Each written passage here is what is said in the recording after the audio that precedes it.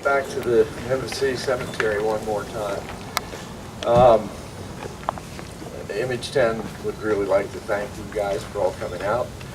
This is our opportunity. We thought the Living Dead weekend would be a good time when lots of bands were from out of town and come in for this tribute. And this is what I would like to call it. It is a tribute.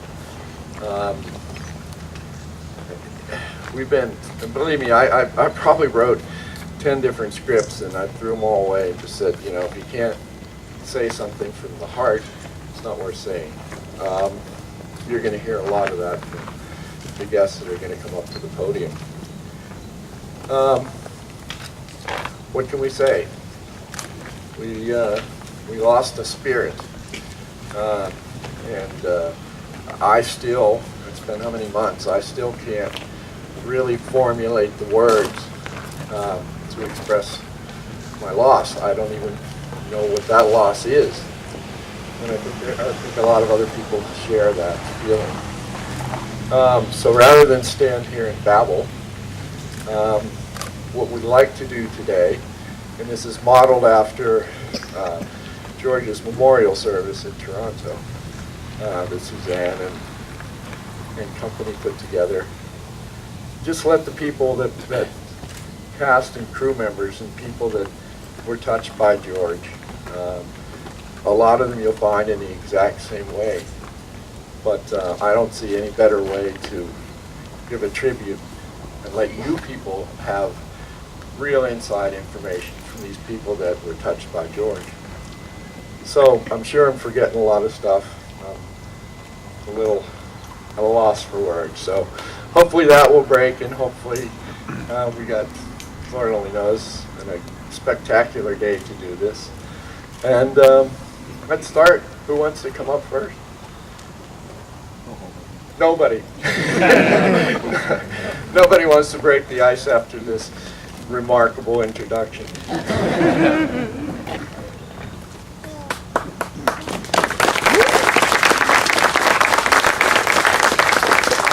Well, in Toronto, I got there and I didn't think I was going to cry because I'm not a big crier about anything. And I got there and there were a lot of memories of George displayed all around. And one of the ones that really got me was a shot of him from behind, and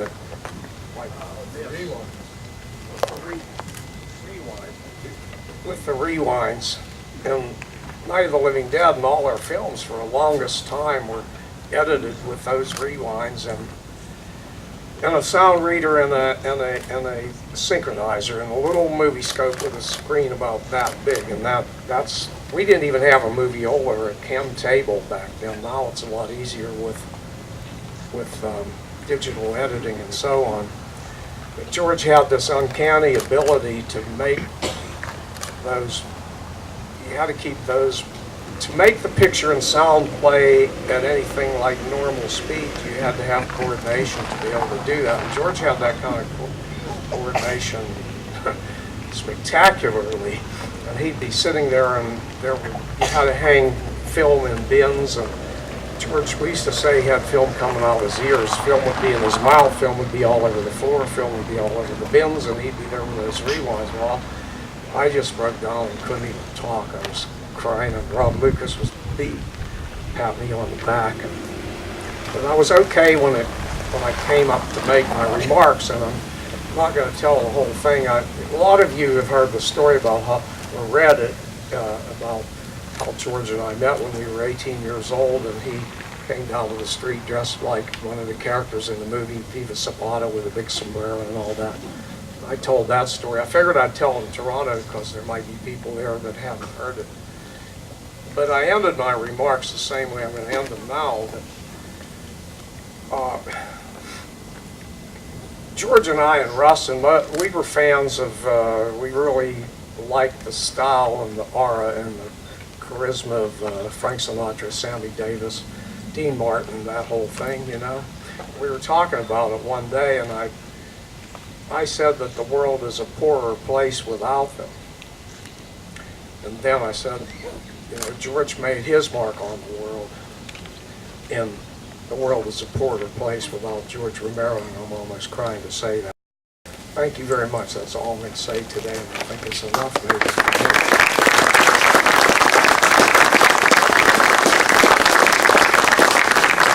Yeah, and please, just when one comes off, someone else come up. I appreciate that. Well, before I get to the microphone, is there anyone who can't hear me exactly? And it's my son's audio system, so I will use it.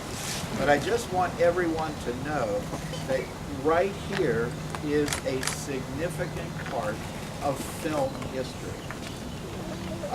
Led by George, this wily band of people who decided that they were going to make a real movie. The very first day of filming on Night of the Living Dead was in this exact spot. Well, how do you know, Russ, that it was the exact spot? Because when Barbara and Johnny drive up in the car, we knew from a storytelling point of view that Barbara was eventually going to release the handbrake, so we had to park the car on a grade. Where you're standing right now is exactly where the car was parked. So in a certain sense, this Evans City Cemetery, the town of Evans City, George Romero and the rest of his wily band of filmmakers, this right here is where it all started. So thank you, George. Thank you, Evans City. Thank you, Evans City Cemetery, for helping to get our movie balloon off the ground. Can people hear me, or should I go to the podium? Everyone can hear okay? Go to, all right.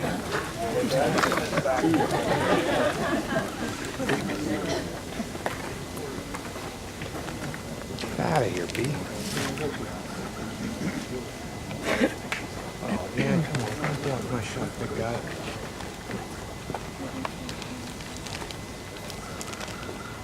I decided that I wasn't going to use the remarks today that I used in Toronto, but I think I will, because it's the kind of story that will give you a little better impression of George Romero and the, let's say, the experimental way that he approached problem solving related to the movie business.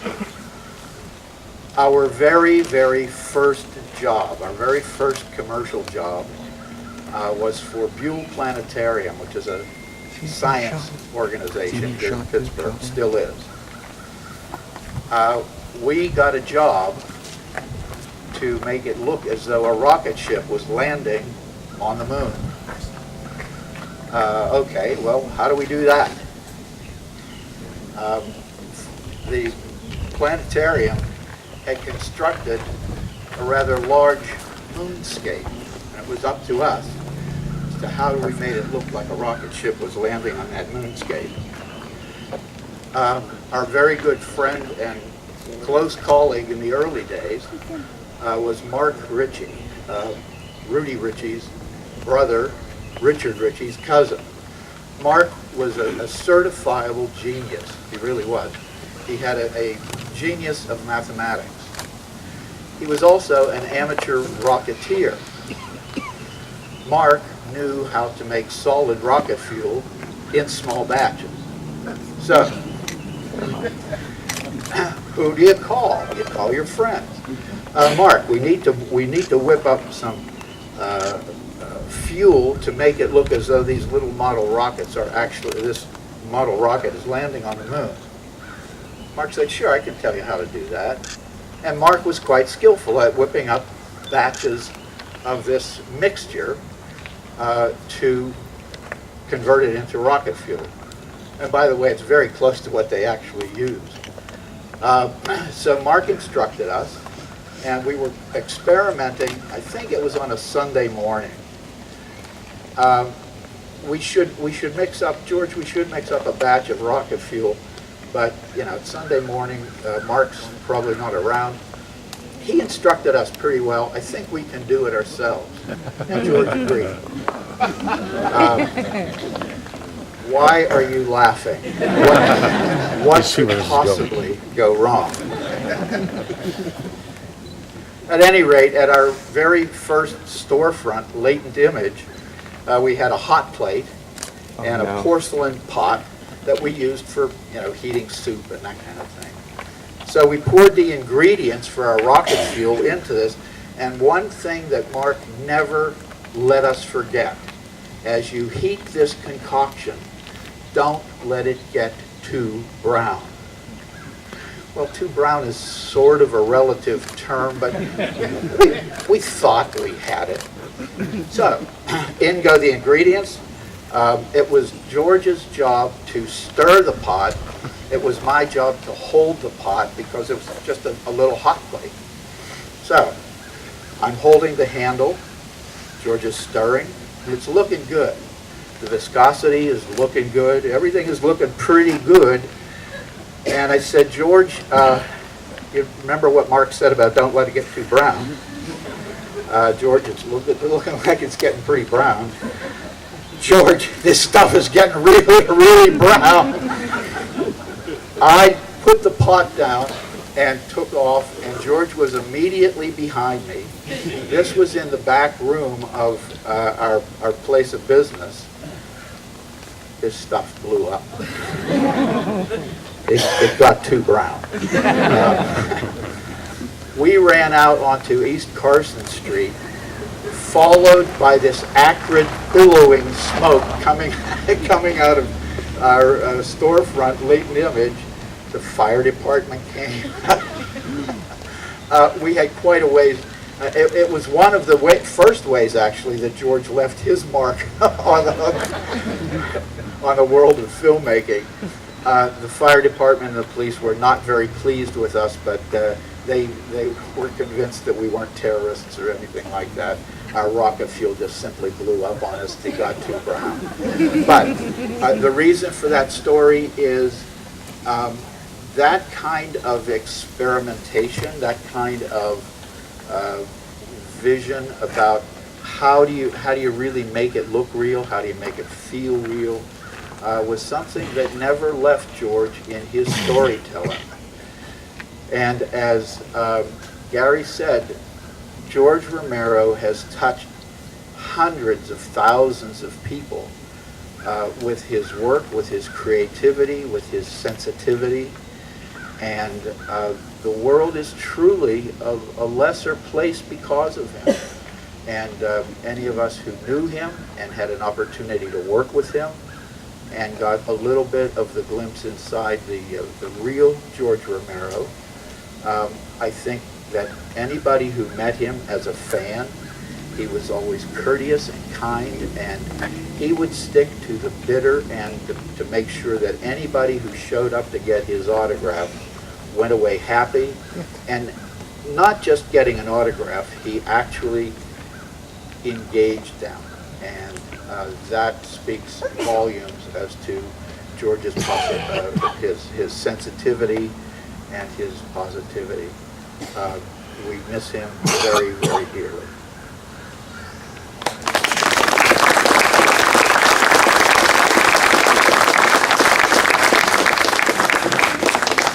Next, come on. Chris?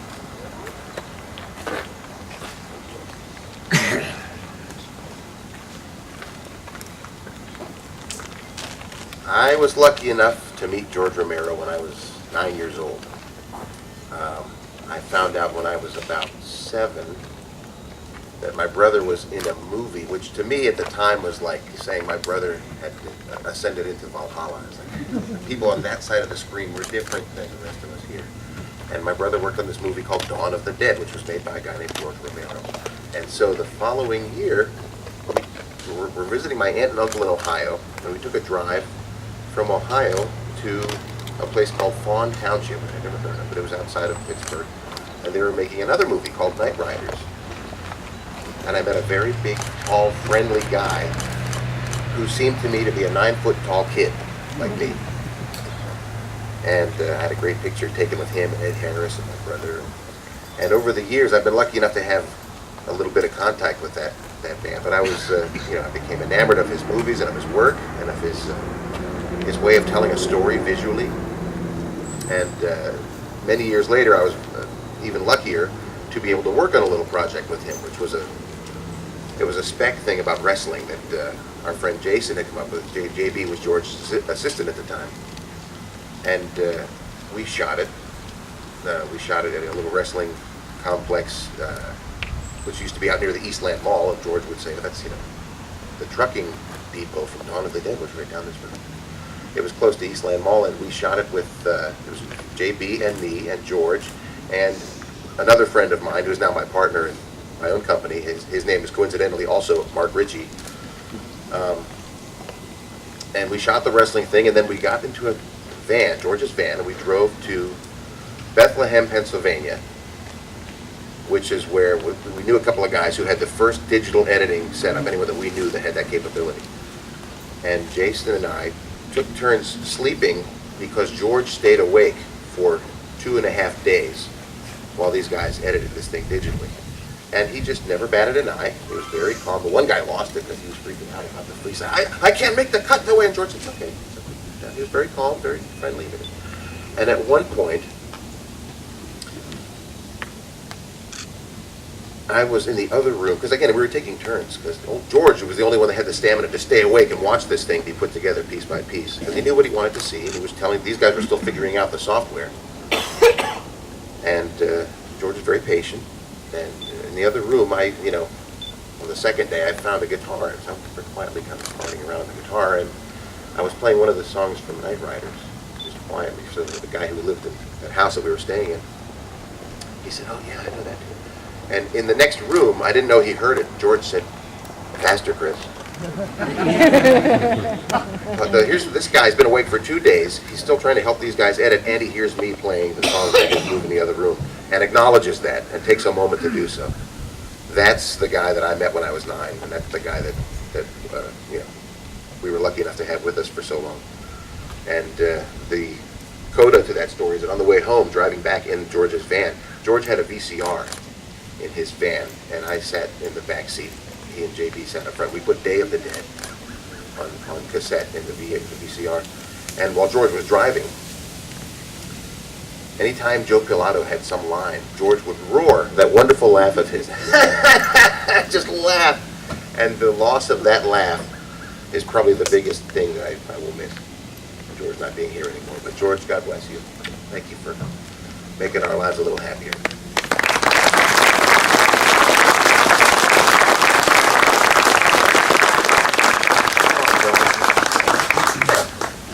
Yeah, you were in a couple of Romero movies, weren't you? Did you ever get to spend any private time with George? No. I didn't mean it that way.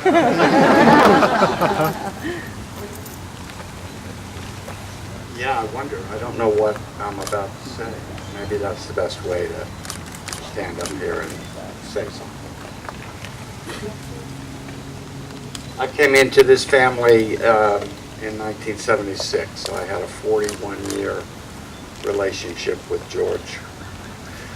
And I met a lot of terrific people. I met the people that started out together, the Striners. What comes to mind mostly for me with George, and we talked about it this weekend on several occasions, is family. We're all here for one reason, because we are related to George Romero.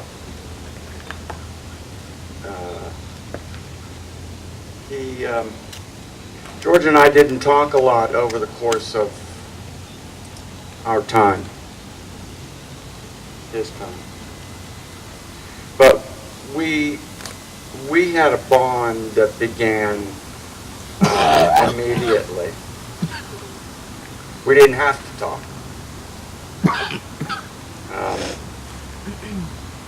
He's been a part of my life, as I said, for 41 years now.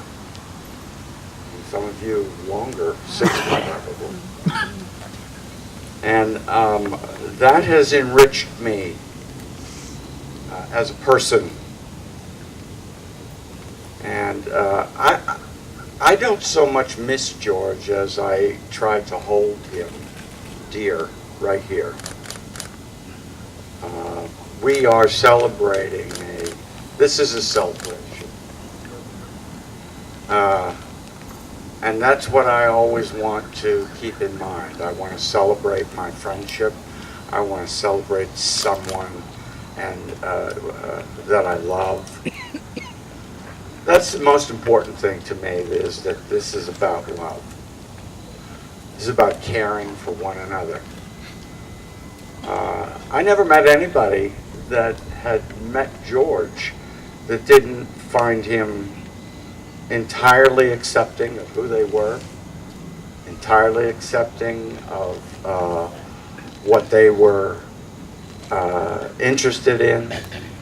He respected everyone as an individual. He showed me unending appreciation and love.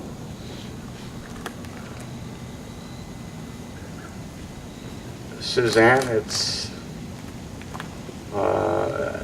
you were with a man that truly made his mark as a friend and as a human being.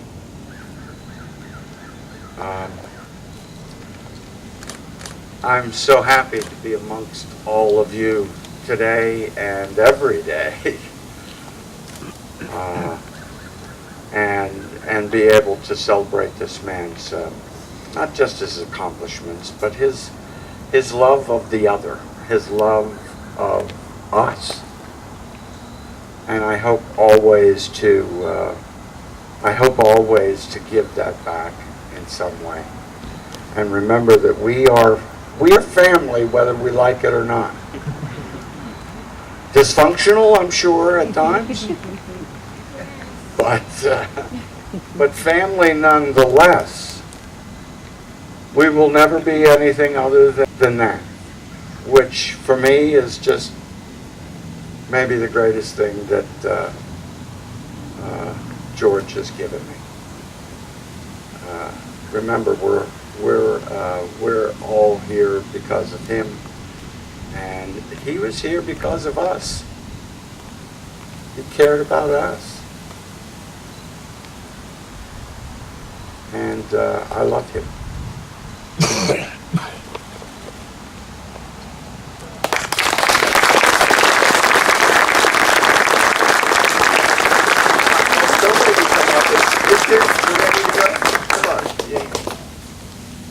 Come.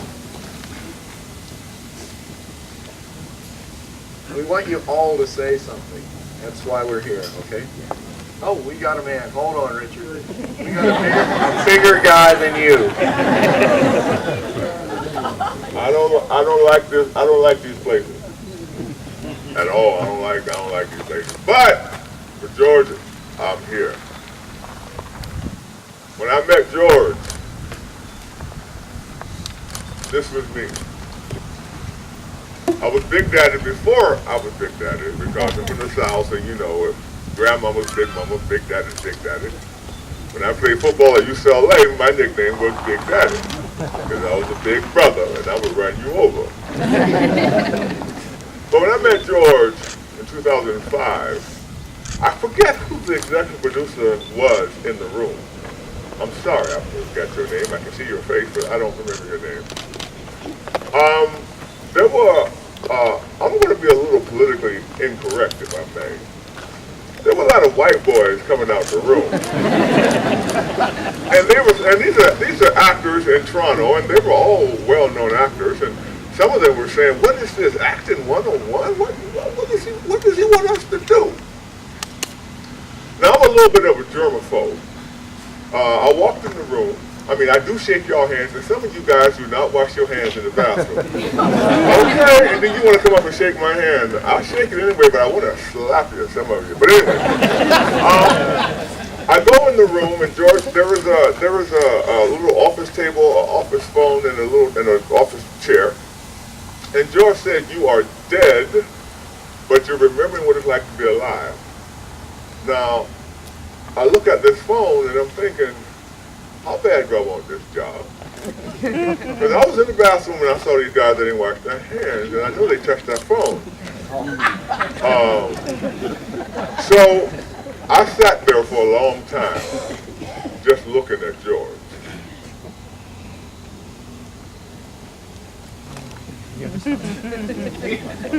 Now in my mind it was 10 minutes, it was probably 30 seconds, and George said very nicely, "Are you okay?" And I nodded my head gently.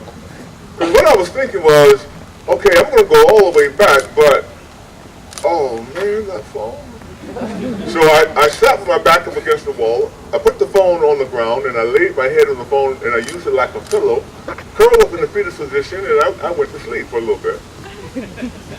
Then I woke up, and like a little baby, I got the phone, and I started playing with it, and I started licking the phone, and it tasted nasty. Oh, it tasted nasty. I started licking the phone like babies do, and then I grabbed the phone and I started beating it like babies do, and then I stood up, oh! With the chair over my head, and George went, oh, you got me. You know, you ever see Fred Sanford and Sanford and Son, he goes, Weezy, I'm coming, baby. George did one of those kind of things. But the reason why I say I kind of look like this is because when I had that audition, I was going through something, and it's amazing. It was hard, you know. I don't know if I'm going to tell you what it was. Okay, you ever get your walking papers? Anybody ever get fired from a job? Yeah, you have, right. Okay, well, maybe, I don't know, maybe 3 weeks or a month before that, I was in LA for pilot season, and I hear a knock on the door. I'm thinking, nobody know I'm here. And I don't answer my door if I don't know you're coming, by the way. And it was FedEx. And inside the envelope was a letter from a lawyer. And after 26 years of marriage, I got a land saying, I don't want your ass no more. Well, okay. So when I got to the audition, when George said, you are a zombie and you coming back to life, that's what I was in that chair. I was dead on the inside because I didn't see that coming. There's a book, when one door closed, another door opened, and I'm sitting there, and I have to thank my ex-wife. I ain't got no more money, so no, you ain't getting no more money now. But I like to think that my ex-wife knew that this movie was coming out, and she thought, I know I need money for a long time, and there's no way he's gonna get this job unless I hit him with it right now. So when she hit him with it then, I'm standing there, and 2 weeks later, George asked me if I wanted to part. And I like to golf. I'm not very good.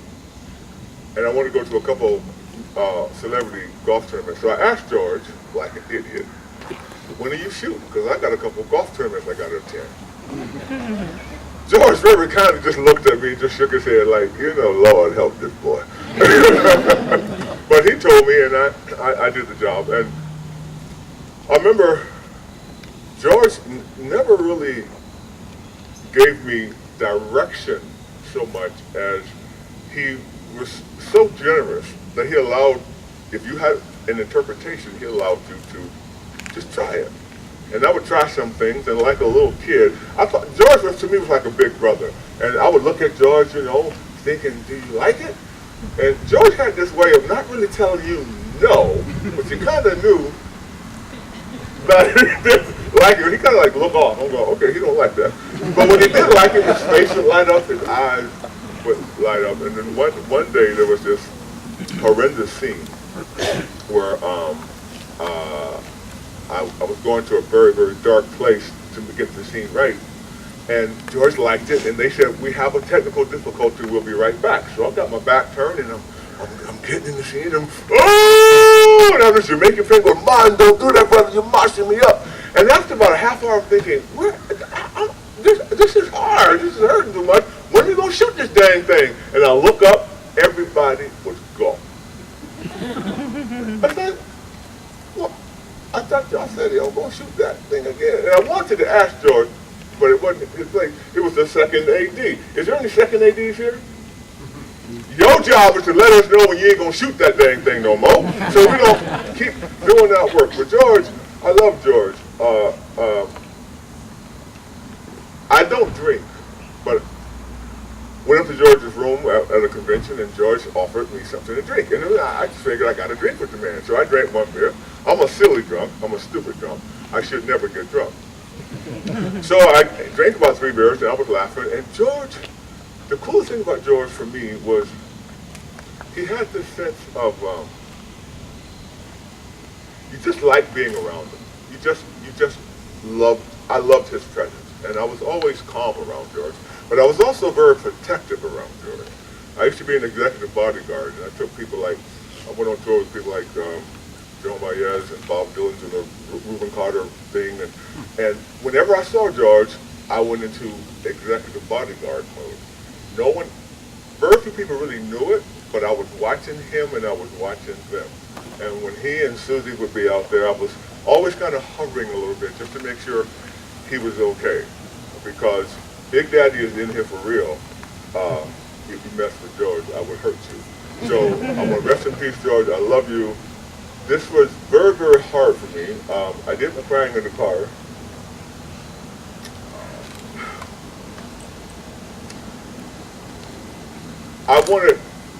I was supposed to, if there's somebody you say you're going to get together with them, get together with them. Because I was going to get together with Susan and George, and, we're busy and across paths. You keep thinking, we'll call them next week, and we'll call next week, and next thing you know, there is no next week. So, if there are people you love, let them know often. If you think about it, give them a call. And if you're going to get together with somebody, do it. Whenever I think of George, it's just like that, sunshine. And I'm so glad he chose me. And he gave me a vehicle to pay my ex-wife. I got 2 more years.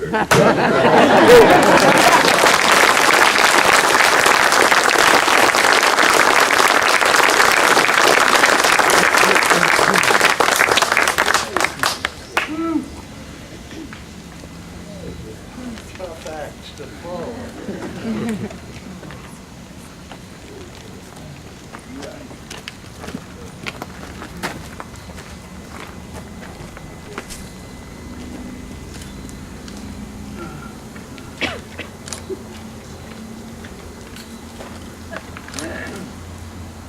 Well, this is something, from my point of view, this is something.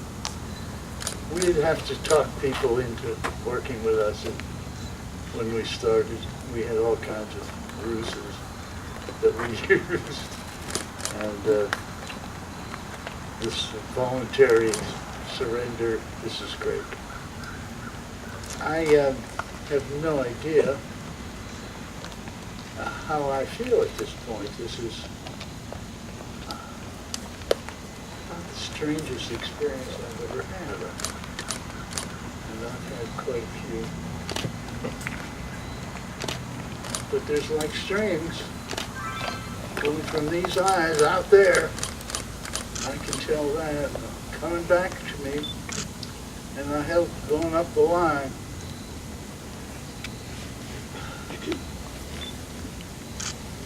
The music that you were listening to was, of course, one of George's favorite albums. It's from the soundtrack to the animated film called Jonathan Livingston Seagull, which was about a bird. And we loved the idea of flying, and the music has a flying quality to it. I hope we play more. It'll get into you. George played that music constantly when he was writing the film Night Riders. And I thought he surrendered it to me and never listened to it again, but Suzanne tells me he was hearing it up into his last, even onto his last days. So it's special music. Music and flying are what I kind of remember most about George. We flew a lot of paper airplanes. We didn't have any business. Our business was the art of learning how to make movies, not the technical side. But how free the mind to let that art come into us. So we flew balsa wood airplanes. We flew them over the buildings, nights in Pittsburgh, downtown, in the summer. We had rocket launcher airplanes, we had wind-ups. And we just watched them. And that movement got into us somehow. And you could hear it in the music. And it was, to me, the way George lived his life in a sweeping, soaring, big manner. And he taught me that. He taught me to live in that, what we would call the Mike Todd way, where just were never down and kept going. Never saw George back off anything.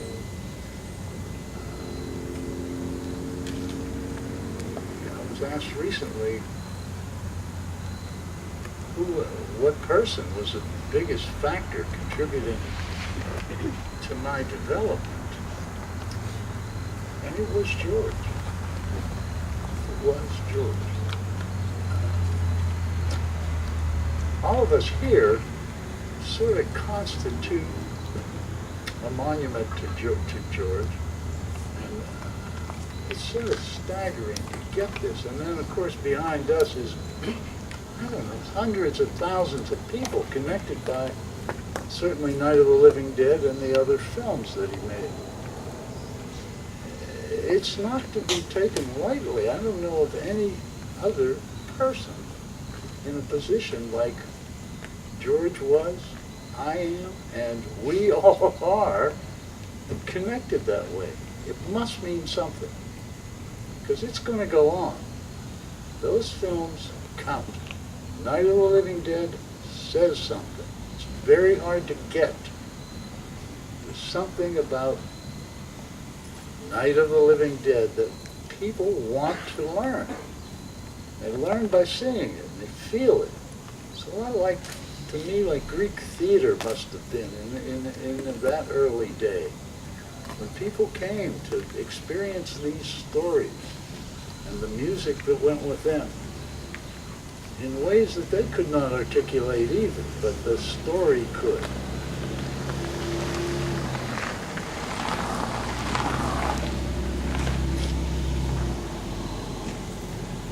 I don't feel much in a hurry here, and I love being in this position.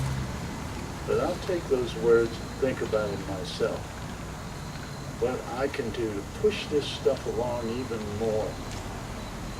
I know there's some value into it that I can't really pin down, but without it, our lives go down.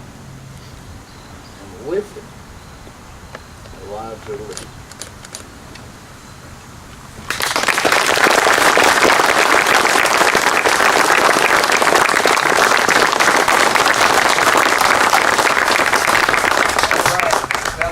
Smith.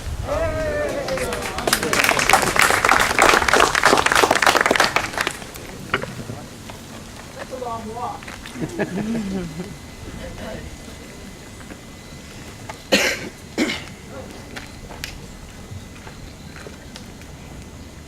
I didn't know George very well. I only met him through the Night of the Living Dead. I think the only reason they asked us to be in it is because we lived so close. And if Russ was going to mix up any of his potion, my house would be gone. Thanks for not doing that, Russ. Thank George. Thank George, yes. And I want to thank George for this beautiful building that we have behind here. I don't know if anybody saw it before it was refurbished, but it was a mess, wasn't it? And we worked hard to get it to where it is now. And I've told everybody in town, this is where my memorial should be, right here in this little building. But you know, whenever I think of George, on that little paper that they gave us, that little picture on the corner, that's when I met him. And he came up into Evans City the one time after Randy Burr had died. We went to Randy's wife's place, and we sat out in the yard. We had lemonade, and I pretty sure she made a cake, because she was a good cake baker. And we just sat and talked, and they filmed us and everything. But what I know I'll remember is seeing George running around with that camera on his shoulder, taking everybody's picture and telling them to slow down, do this, do that. And I'm sure up there in heaven, he still has that camera on his back, on his shoulder, taking everybody's pictures, and maybe we'll see them someday. Thank you.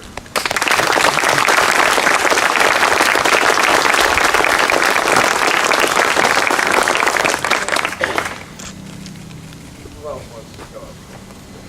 Please. All right, Joe.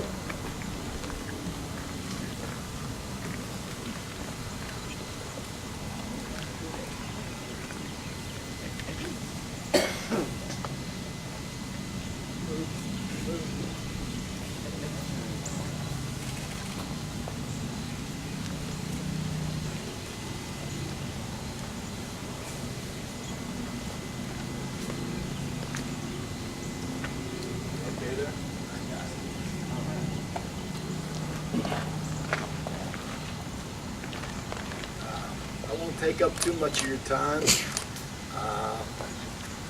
Meeting George was a life-changing experience for me. I can remember when I went down to Lake Nimage with a handwritten resume and a snapshot, and with Clayton Hill and Sharon Hill.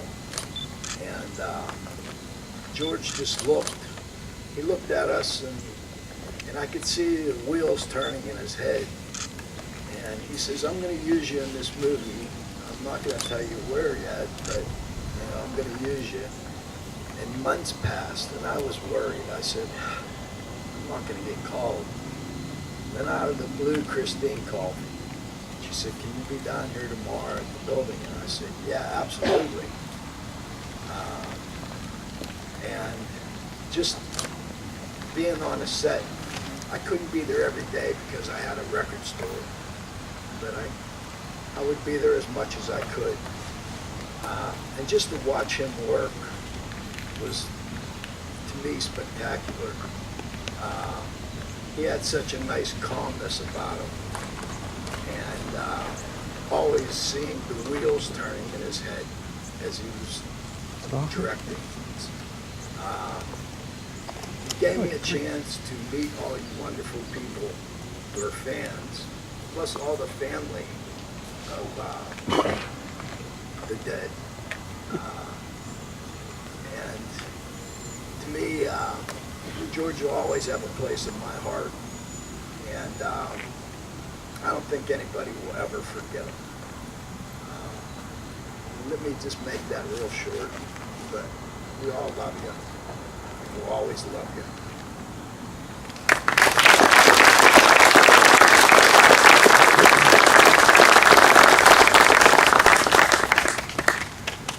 What would you like to say, Albert?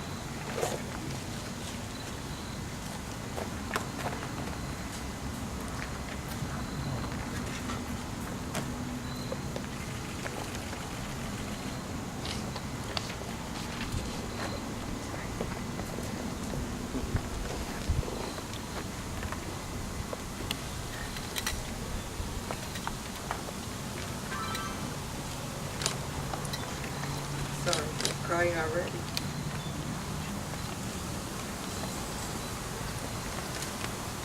Everything is so intertwined, and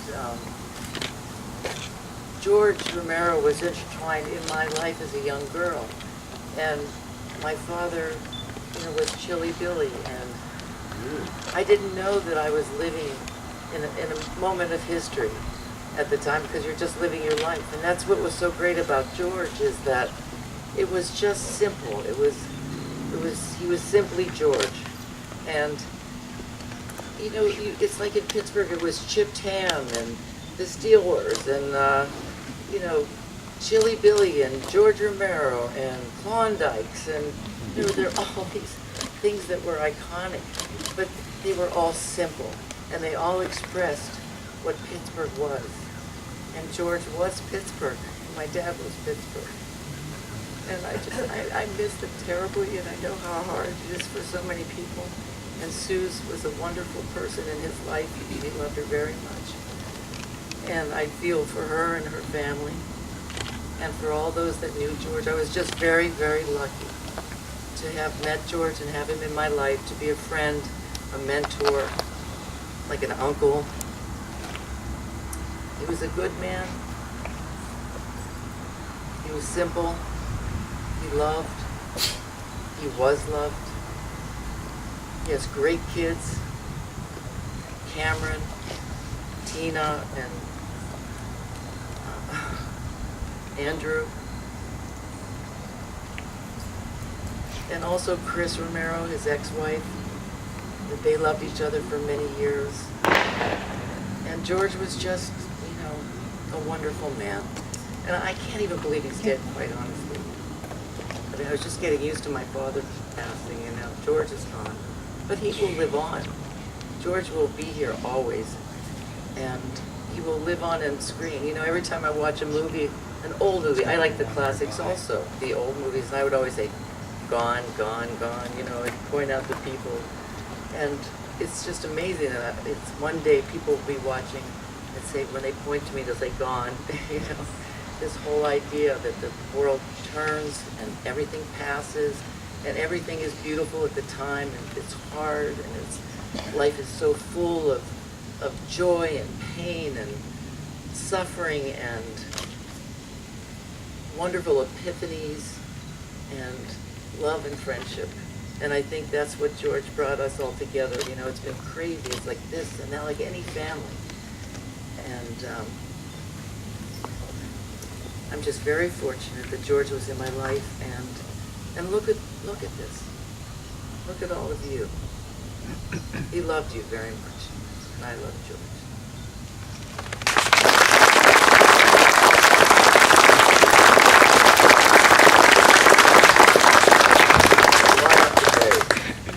Somebody. Are we done? Oh, no, okay. Okay. It takes a bit of courage to come up here, because I think, as you can see, everybody that's talked stumbles, and I've never had anything quite like that happen in my life, where I can't explain something, that I can't articulate it. So, that, You know, in the world of actors, writers and directors and performing arts,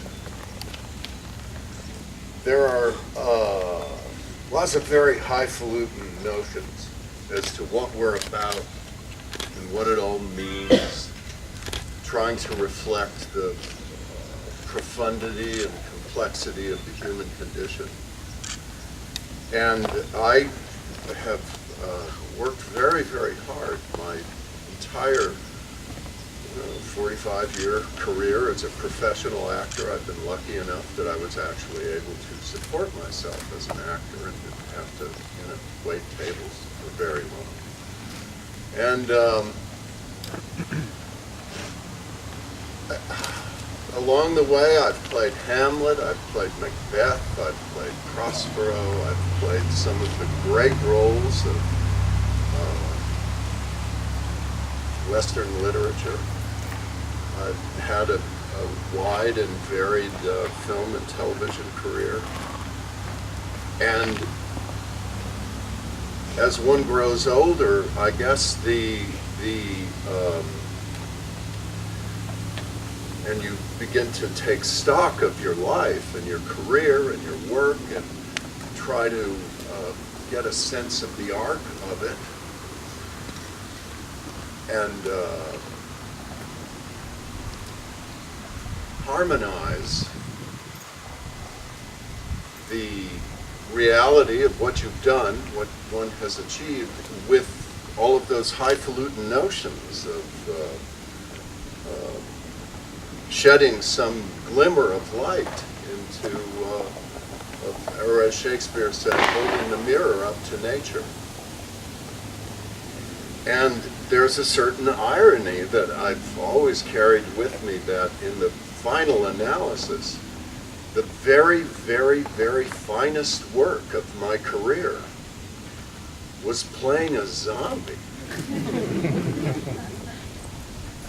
in a genre that's known for glorifying and gratuitous violence. And it only just occurred to me a few minutes ago as I was sitting over there kind of thinking what would I say today to express my gratitude to George. And I suddenly thought of something that I've known for many years, but I never actually put it together, and it's Shakespeare, in his own time, the single most popular play that he wrote was not Hamlet, was not Romeo and Juliet, was not Macbeth, was not The Tempest. It was Titus Andronicus, a play in which there are multiple decapitations, rape on stage, bloody stumps, blood galore. And the Elizabethan audience just loved it. And it mixed in, glimmering amongst the blood, was some profound ideas about the nature of revenge, the blinding, the way in which that impulse tends to blind people, humanity at large. The people came for the blood, they came for the gore, and were not even conscious of the fact that much deeper, profounder aspects of the human condition were being, through smoke and mirrors, planted into their consciousnesses. That was kind of the genius of Shakespeare. And I think George had an aspect of that genius. He raised the genre. He deepened the genre. And he had a gloriously good time doing it. And I personally am vastly grateful that he chose me to play the role that I played in his movie. Many times through the years at conventions, people have asked me, well, what was it like to be directed by George Romero? And I don't know, it's hard to come up with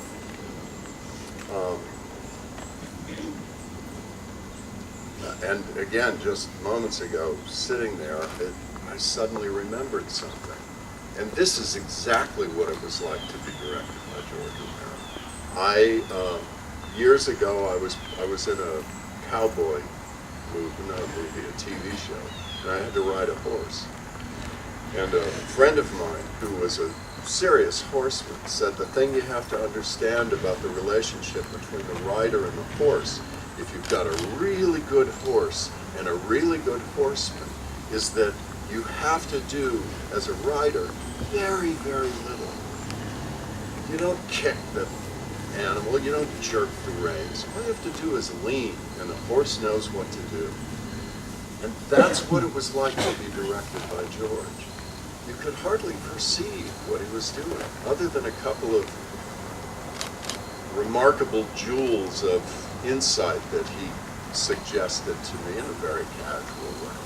He wasn't really aware of being directed by. And yet, as I watch the film, his hands are all over my performance.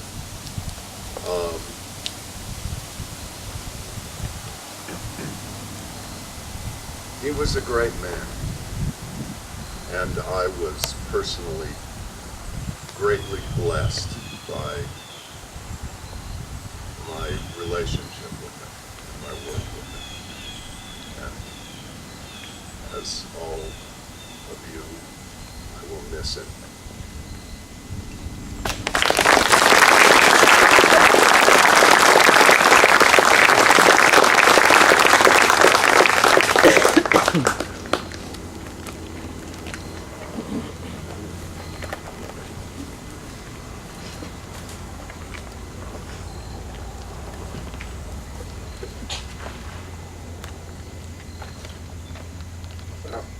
One of the things that John Campbell said that reminded me was that the family. It's just, for how many things I've done, it's just almost inconceivable that we still have this closeness. And any other projects that I've done, sure, I'm friends with the people, but it's not this feeling. It's not something this. And I get it from all of you too. It's not just the people who were in the film. One of the things that Howard was saying that I agree with was I was lucky enough to do 3 films with George, and I always felt it was a collaboration. That we were working together, and yet he had something that, and I think you said this too, was respect. And the first film I worked on was Night Riders, and I was just like the true magician, and I was doing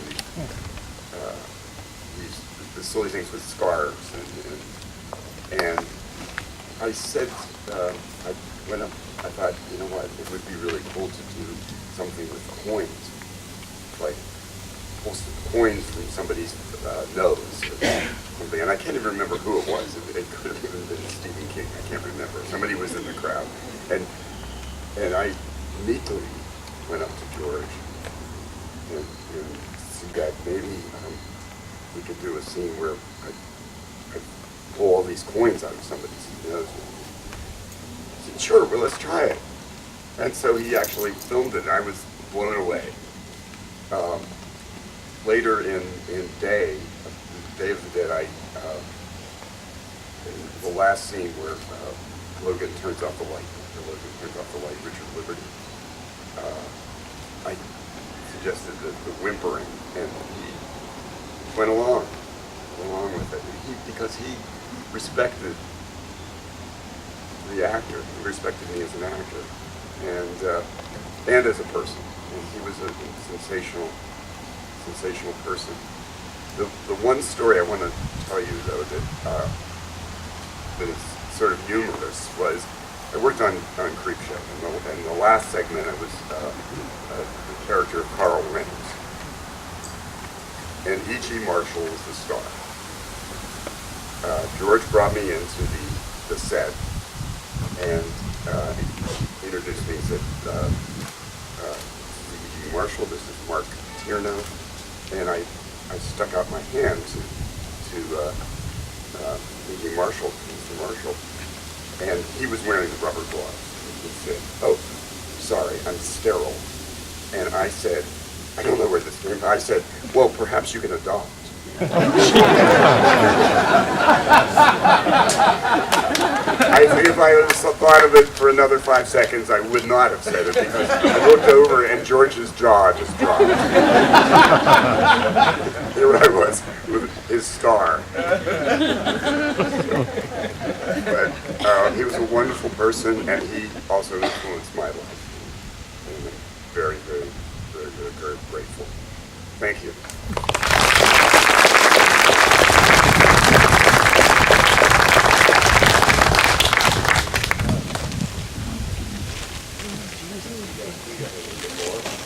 Anybody else? All right. We have a band that stepped up.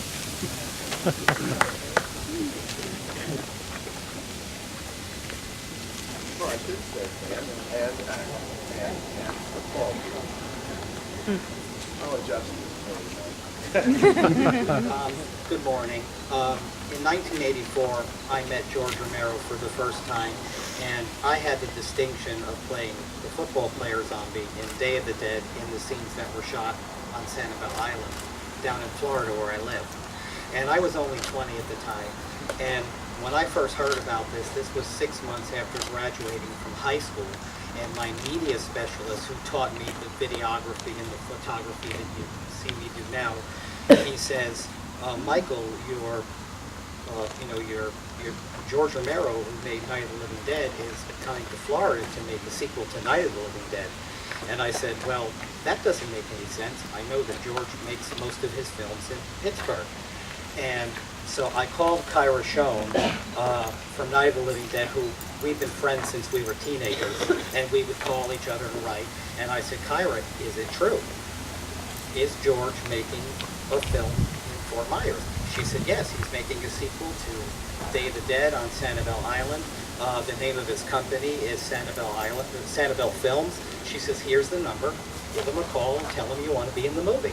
So I didn't, you're 20 years old, I picked up the phone and I called the number, and George himself answered the phone, and I told him who I was and who had referred me.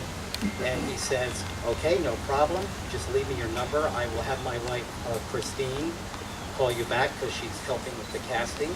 And Christine called me back, and then she referred me to Gary Bratz, who was doing the casting locations for the zombies in Fort Myers, and I got the job as the football player zombie. And when I showed up, it was 6 o'clock in the morning. I think I was the youngest extra there. And I was 20 at the time, but I looked like I was 15 or 16. And I heard the other extras in the background whispering, look at that little boy over there. He doesn't look like he's 18. I don't think, and so the sun is just coming up at 6 o'clock in the morning, and there's Tom Savini standing next to Christine, and he's looking over, and there I am in front of the crowd with his grin, like this, and he says, I'm going to start with you. That's Tom Savini. So he did the basic makeup on me and whatnot, and now I'm finding out from the fans and other crew members, Michael, you are probably one of the most recognized zombies in Day of the Dead. We can really see your face good. So anyhow, the costume designer comes over, and she has a very unique situation with me being so short. And she says, here's the jersey that you're going to be wearing, and she gave me the helmet, and I changed and I put everything on. But unfortunately, the jersey did not fit properly the way that it was supposed to fit. Mailbox 22 is supposed to be along the back with the number, and the number is supposed to be on the front. It wouldn't fit. She's like, oh my God, and I'm like, I really want to be, she goes, just relax. She goes, turn the jersey. So she turned the jersey around, and that is how Mailbox 22 could be seen across the front. It wasn't supposed to be that way, but it didn't fit properly. So we're getting ready to do the scene coming through the gates where Miguel is attacked on the platform. Now, these were the set of zombies that day before the special effects scene where they cut down below and then cut back up, and then they do all the effect stuff with Miguel. Well, George is standing there. He's directing the scene. Mike Gornick is standing right next to him with the camera, and we're shooting the gates coming, the scenes coming through the gate. And I come through the gate, and finally George says, cut! And he says, mailbox 22, come here. And I figured, that's great. This is my first job. I'm fired. That's it. I'm done. And this kind of goes hand in hand with the other stories that people are telling about how good George was, especially about new people, especially about young people. And I came over to him. He says, Michael, what you did was great, but I had a wristwatch which was in the shot. He says, your wristwatch is in the shot, and that's going to be a problem. So I took it off, and the makeup people came over, and they touched up the spot where the watch was. And he says, now, everything that you just did coming through the gate, I want you to do it exactly the way that you did it, because it was great. So we shot the scene again. I came through the gate. You can see my arm extend. And then it wasn't intentional, but when we came up on the platform there, when Miguel was laying there before the pre-special effects, you can see my hand, come down. And that's the last shot before they cut down below, and then they cut back up. But, and that is the scene that you see in the movie.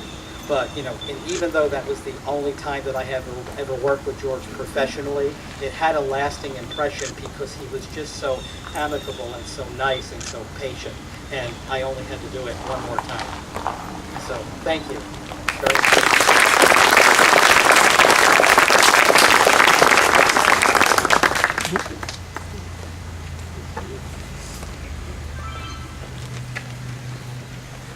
Good morning, all you lovely people, and you are.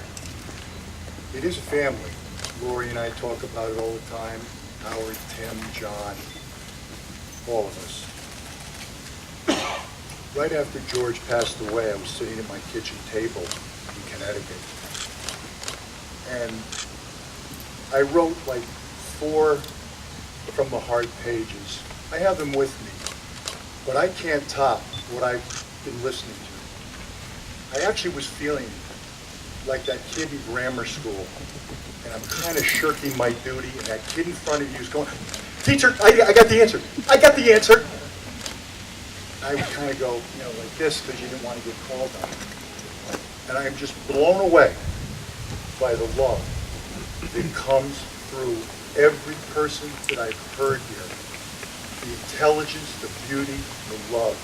It's astounding. I am humbled. I am so honored to be here at the event over the weekend, but particularly here for George. And I am, they say that brevity is the soul of wit. I'm not a very witty man, and sometimes I run a little long, so I will be brief. And in 1983, I was lucky enough to open 2 shows on Broadway. And then when you open a show on Broadway, everybody runs across the street to Sardi's, and you wait for the New York Times to come. And that review makes or breaks the show. Well, guess what? I closed 2 shows in one night.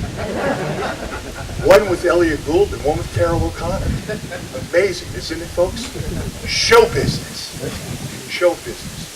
So 83 was a great year in a way, but it was also kind of a down year, because we all want to be successful. We all want to be loved. And then 1984 came, and I met George. I knew of George's work, but I wasn't a particular fan of the horror genre. And I meet George, and I went in and I read. But I met him, it was very comfortable. And I was reading for Rhodes. And George somehow, I won't go too long, but George somehow knew, let me take that skinny guy, that frail guy we'll put the bandoliers on him. There's our Mark, there's our Napoleon. And I got this big guy, and he's going to play steel. And you know what? It works. It still works. It'll always, always work. And I was grateful that George gave me the opportunity, because in my heart, truthfully, to me it was the greatest role I've ever played. It's not really me, maybe a small part, but you find these things. And the thing I thank George the most for is that he gave all of us, I believe, the courage to create.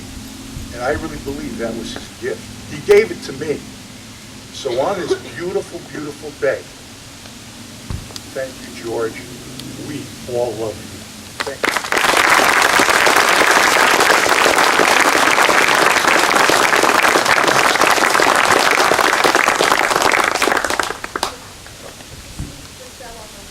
That's a sign. You're the blessed one.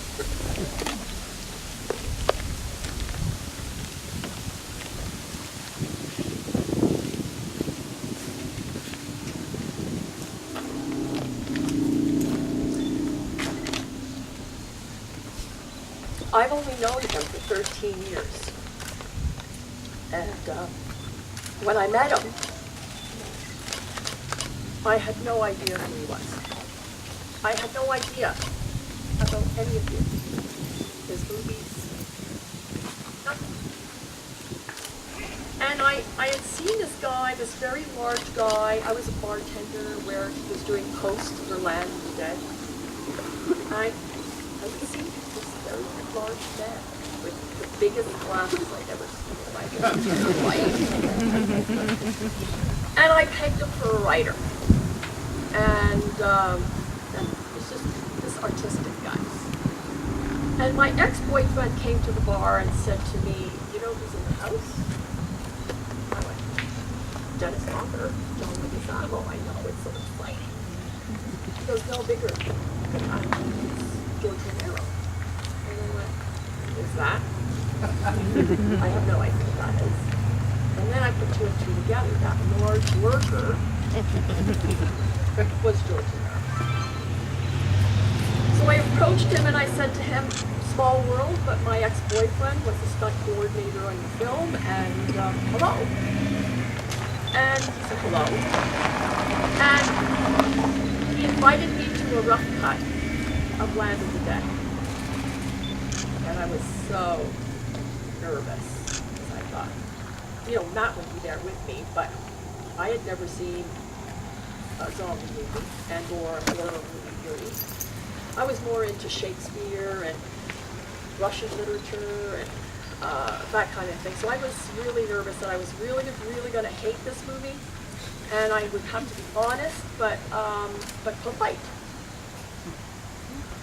So I see the movie, and I understand that it was rough, and I got that. And after the movie, he says, "So what did you think?" Not that bad. He goes, "Really? Not that bad?" I go, "Not that bad." He goes, "That's fantastic." So anyway, we started talking, and he'd start hanging out at the bar, and I got this sort of woman's intuition that he might be interested in me. I thought, really? Because for obvious reasons, I mean, he was older, a smoker, a zombie guy, married, those are some problems. And I went out on a pity date. And I had a lot of fun on that date. We went out again, and again, and again. And at one point he says, Suze, I don't have a lot of money. And I went, you're employed. This is good. and at one point he said, take a chance on me. And I did. Best decision I ever made. But part of the stuff that made me fall in love with him was, he was a funster. I mean, I knew he was a director, and I got to know his work, and I got to meet the family. And but one of the things that we had in common, and we had a lot of things in common, for some reason we were simpatico. It was just like a, and we both loved to play games. All games, every game. I love, so he says, let's play. I'm like, I'm in.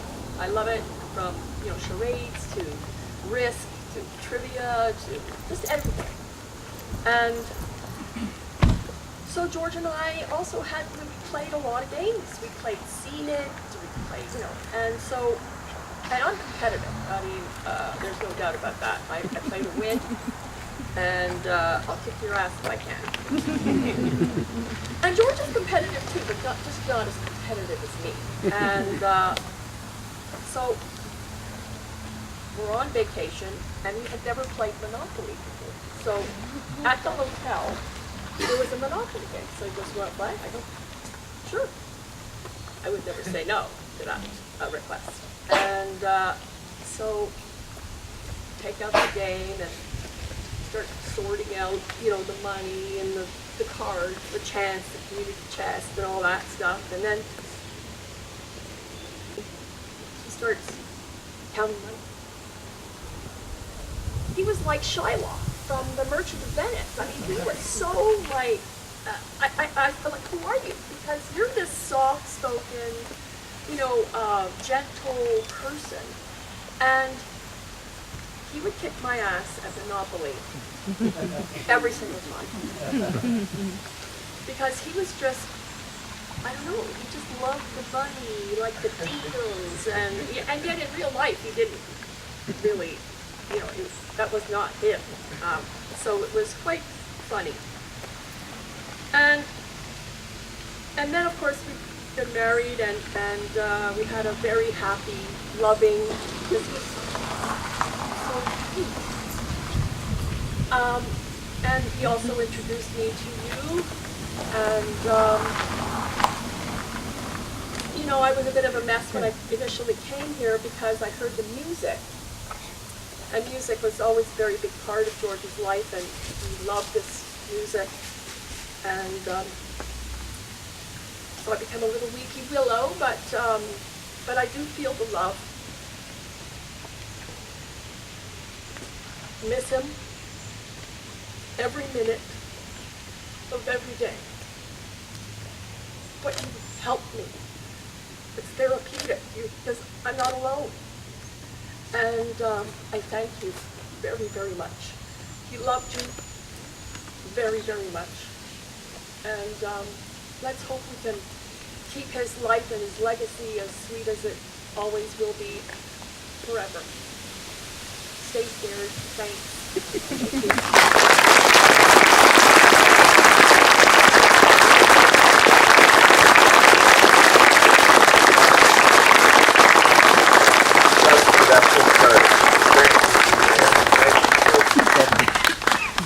Being with us.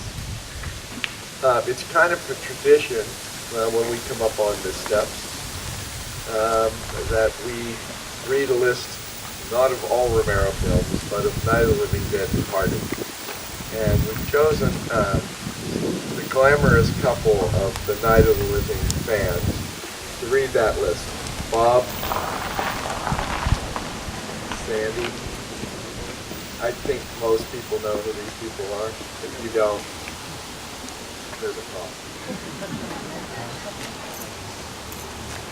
Real quick, I just want to say thank you, Gary, for asking us to do this.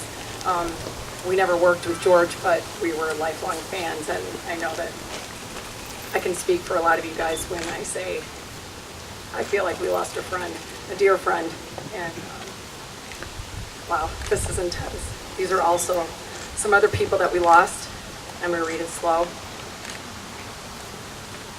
Dwayne Jones, Carl Hardman, Keith Wayne, Bill Heinzman, George Casana, Bill Cardiel, Vincent Servinsky, Regis Servinsky, Rudy Ritchie, Mark Ritchie, Tony Pantanella, Frank Doak, A.C. McDonald, Samuel Salito, Lee Hartman.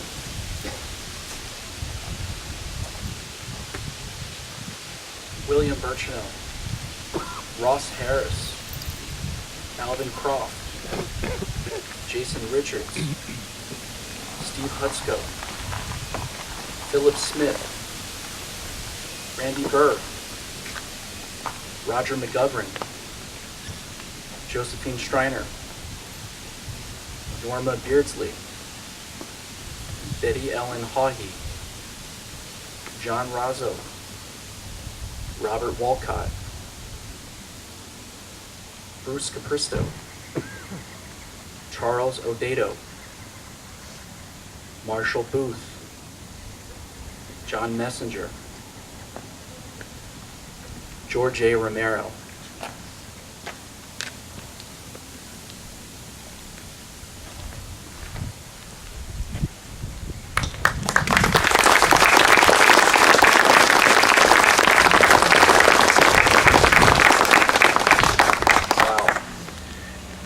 Anybody, what a privilege for all of us to be here.